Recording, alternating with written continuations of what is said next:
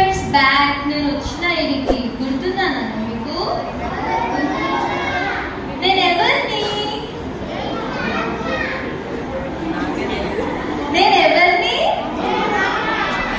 కాదు, నేను తిమోతిని గైడ్ చేసిండే, తిమోతిని పెంచిండే నేను మా కూతురు. నేను ఎవరిని? లూయిస్ అమ్మమ్మని. రైట్ కదా, లూయిస్ అమ్మమ్మ లాస్ట్ 2 years బ్యాక్ వచ్చి మీకు నేను డిసిప్లిన్ ఏంటో నేర్పించాను కదా. నిన్న మనం ఏం నేర్చుకున్నాము? పాపులు ఎవరు అనేది మనం తెలుసుకున్నాము కదా. పాపులు ఎవరు?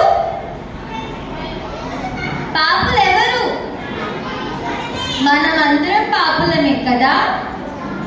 సో ఈరోజు పాపం అంటే ఏంటో తెలుసుకుందామా?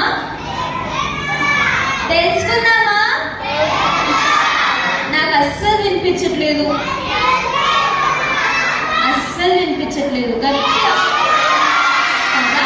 మీ అందరు ఎక్సైటెడ్గా ఉన్నారని చెప్పి నేను అనుకుంటున్నాను. సో మనం పాపం అంటే ఏంటో తెలుసుకుందాం. సరే, ఓకే. సో పాపం అంటే ఏంటి అంటే నాన్సీ నా పెన్. నాన్సీ ఇది నా పెన్. నాకు తీసుకున్నావు. నాది, ఇది నాది. నాన్సీ అన్న దొంగతనం చేయకూడదు. నేను దొంగతనం చేయాలి. నాన్సీ నువ్వు నా పెన్ తీసుకున్నావు. నా pen. No, it's mine. No, it's mine. మీరంతా కూడా ఇక దొంగతనం చేస్తారు కదా. ఏ నాన్సీ, నువ్వు దొంగతనం చేసినావు, తప్పు కదా. దేవుడు నీకు ఇదే నేర్పించారా?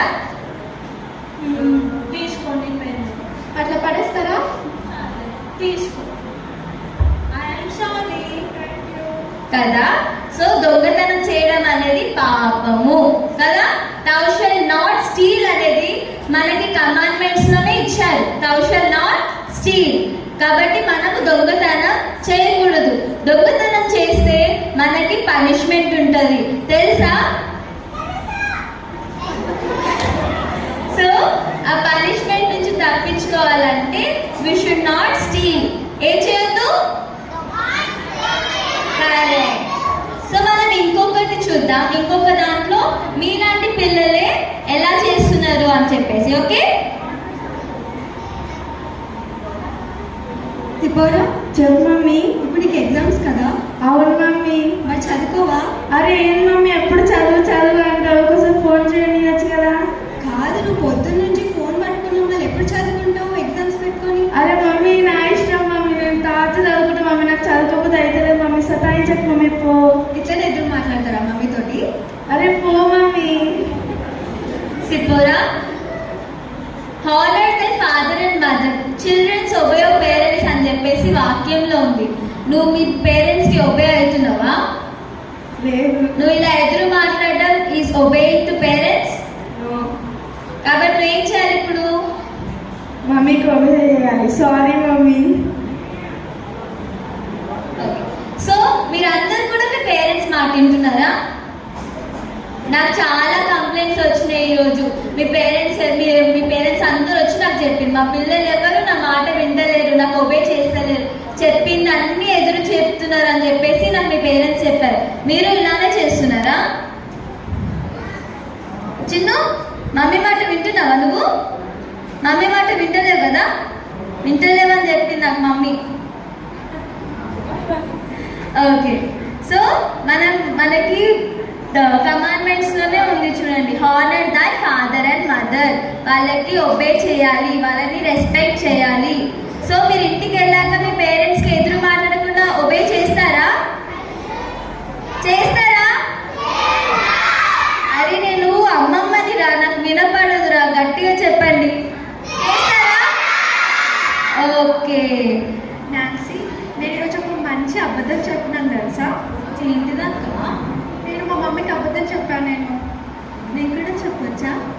అబద్ధం చెప్పొచ్చు. మనం ఒక సిచ్యువేషన్ నుండి ఎస్కేప్ అవ్వడానికి అబద్ధం చెప్పొచ్చు. సరే, నేనైతే ఎన్నో అబద్ధాలు చెప్తాను తెలుసా. ఇప్పుడు నుంచి నేను కూడా నేర్చుకుంటాను. సరే నాన్సీ. అబద్ధాలు చెప్పడం కరెక్టా నాన్సీ? అక్క చెప్తుంది కదా. మన సిచ్యువేషన్ నుండి తప్పించుకోవడానికి అబద్ధం చెప్పొచ్చు. ఓకే, సో అక్క ఏమంటుంది? ఒక సిచ్యువేషన్ నుంచి నేను తప్పించుకోవడానికి నేను అబద్ధం చెప్తా అని అంటుంది. కాబట్టి ఇప్పుడు మనము ఒక సిచ్యువేషన్ నుంచి తప్పించుకుంటాం అంటే నువ్వు అక్కడ మీ పేరెంట్స్కి అబద్ధం చెప్పి తప్పించుకుంటున్నావు, కానీ గాడ్ అందరినీ చూస్తూ ఉంటాడు కదా. ఎవ్రీ సెకండ్ ఎవ్రీ మినిట్ మిమ్మల్ని చూస్తూ ఉంటారు. మీరు దేవుడి నుంచి తప్పించుకోగలుగుతారా?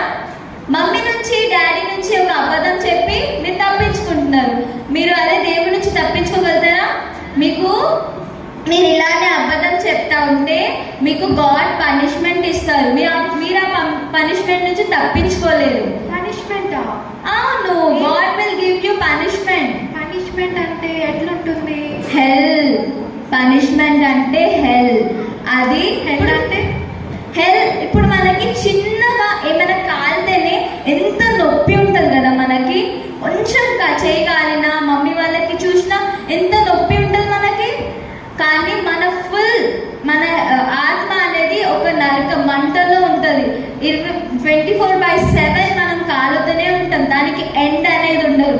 మీకు పనిష్మెంట్ కావాలా? మీరు అబద్ధం చెప్తారా? కాబట్టి అబద్ధం చెప్పొద్దంటే ఏం చేయాలి? నిజం చెప్పాలి కదా, అవునా కాదా? అబద్ధం చెప్పొద్దంటే అబద్ధం చెప్పాలి కదా.